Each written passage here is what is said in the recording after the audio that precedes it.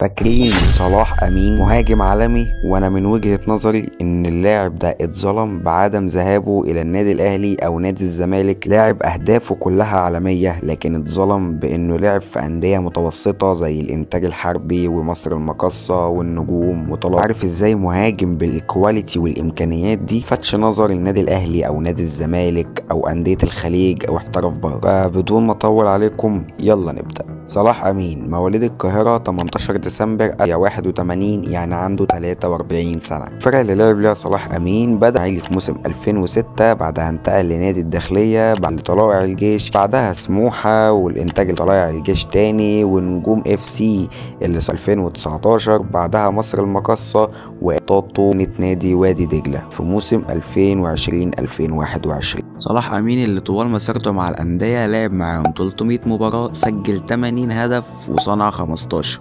ولكن في الآخر اللي أقدر أقوله إن صلاح أمين في النهاية واحد من أفضل المهاجمين في تاريخ الدوري المصري، وأكتر اللعيبة اللي اتظلمت في مصر بسبب عدم لعبه للأهلي أو للزمالك.